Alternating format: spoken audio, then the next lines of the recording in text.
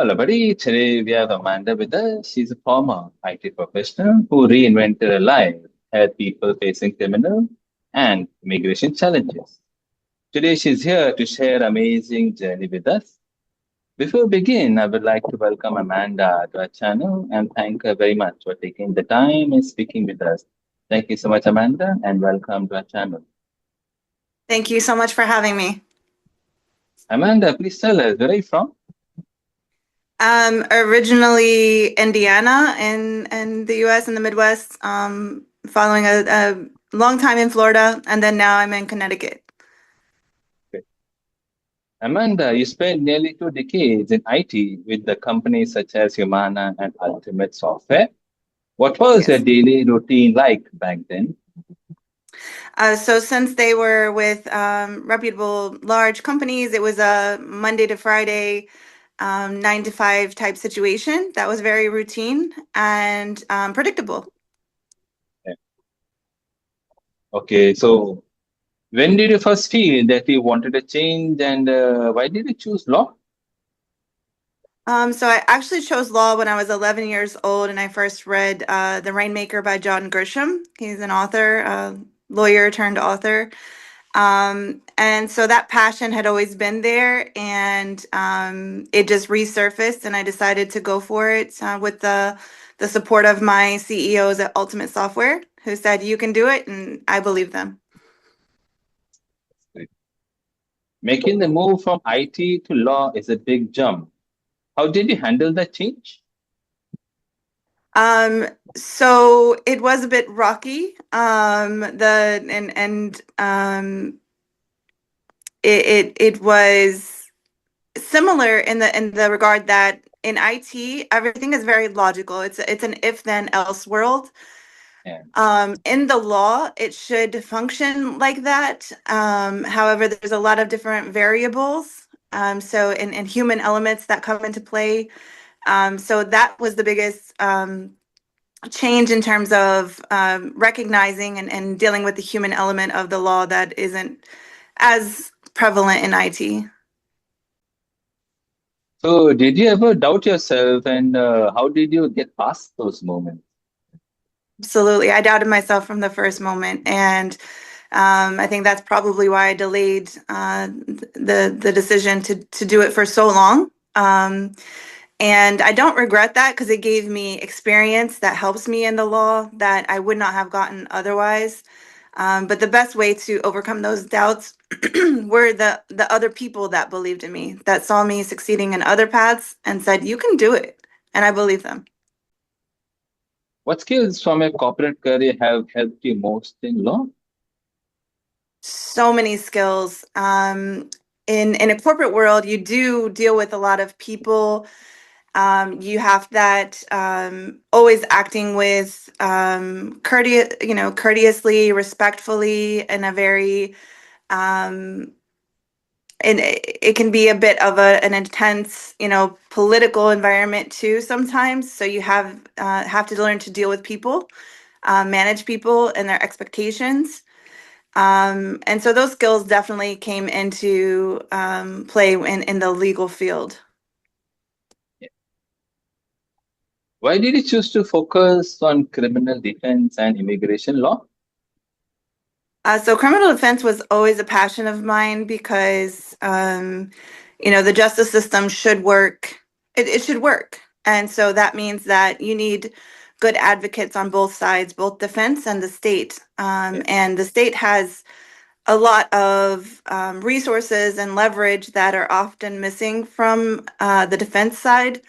So, in order to have an equal playing field, I feel like it's important to have dedicated and, you know, just individuals who are able to advocate effectively for the other side too. Because even someone who makes a mistake doesn't mean they don't deserve a second chance. Um, so that's essentially why criminal defense. How did you start working with the deaf immigrant community in Hartford? And what has that experience meant to you? So I was representing an one particular deaf client pro bono, and I met the Alvin Chege, who's kind of like, he's the guy in the state of Connecticut that if anyone in the deaf community needs anything, they can go to him and he will help them. He's a phenomenal resource. So in that connection with him, he refers other clients to me, and also the American School for the Deaf here in Connecticut have brought me onto their facility. I've had meetings with them, kind of giving them guidance on, immigration, how things work. And so they also, if they see somebody in need that doesn't have, somebody to represent them, they have my contact information and just give it to the individuals.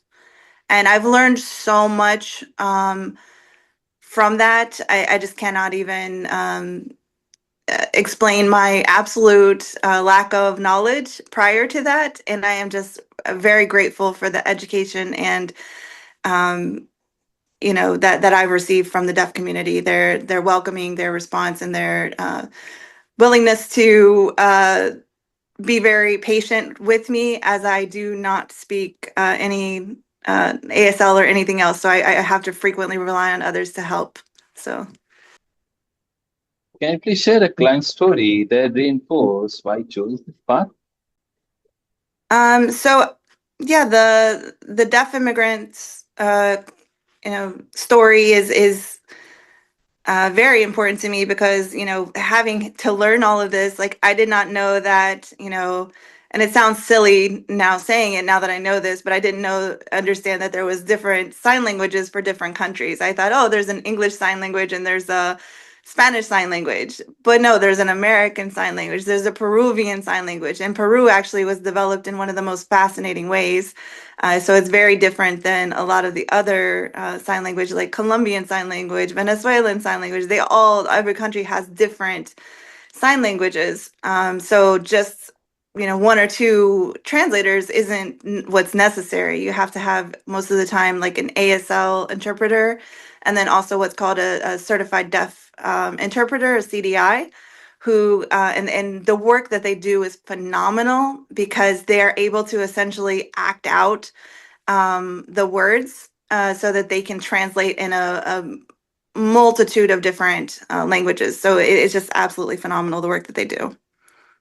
Yeah, actually, it is. Even I've never heard of this kind of a thing before. This first time for me also. Well, Yeah. they're So heroes. So absolutely, absolutely. So what's one thing people often get wrong about criminal defense lawyers? I think the most common thing is they say criminal defense, and then in the word you might interpret that as if we advocate for criminals. But and although I do advocate for my criminal clients, I don't advocate for crime. And in fact, my goal is whenever I have a client is to see them successful and to see them never come back to me for a criminal case again. I stay in contact with my criminal clients, several of them where the court said, oh, they're going to be back here, in a matter of days or weeks. And it's been years, and my clients have been successful, gotten jobs, and stayed out of the system. And they say they give me credit for that. I feel like the credit's due to them. But if I could even be in the smallest part, helpful in giving them a life beyond crime, that is my goal. So how do you manage running Sullivan Montez Law Group while still practicing law? Well, Sullivan Montez Law Group is, I mean, it is, that's my company. So it is the legal practice that I do.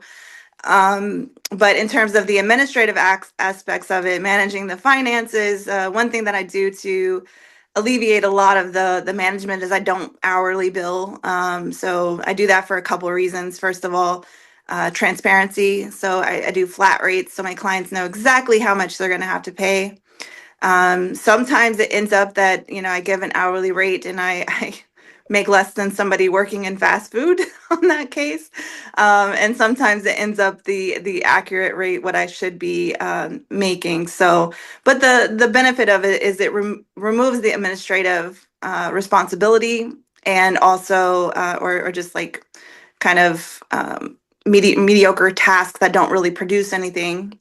And then it also allows my clients, if they're not getting billed for every time they call me, it keeps that line of communication open, so that they can communicate effectively with me, which helps me in my practice.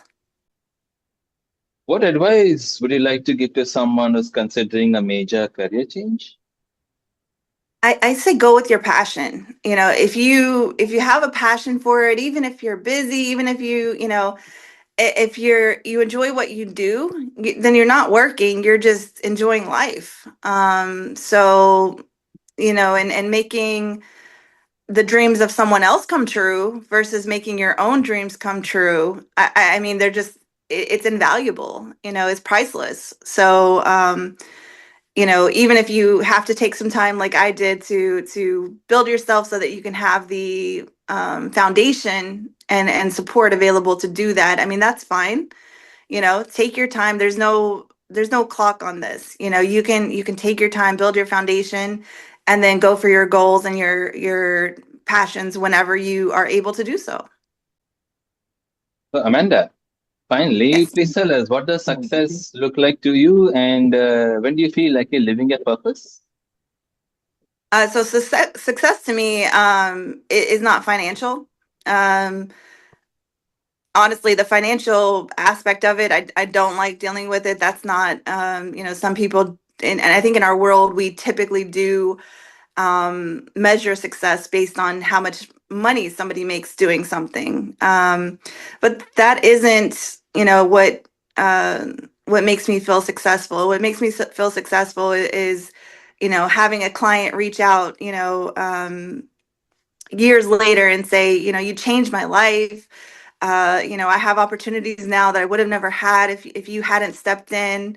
People that say, call me an angel and their hero. I mean, these things are, and I don't feel like they say them just to get something from me. I feel like they're genuine and that they genuinely appreciate what I'm doing and that I am able to impact their lives and make their lives better. And that is success. Absolutely. Absolutely.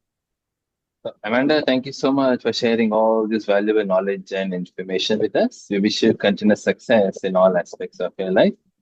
Thank you so Thank you. much, everybody, for watching video, and have a good day. Thank you so much, Amanda. Thank you. And to anyone out there, you can succeed too. You can, go after your passions and you will be successful. Thank you so much.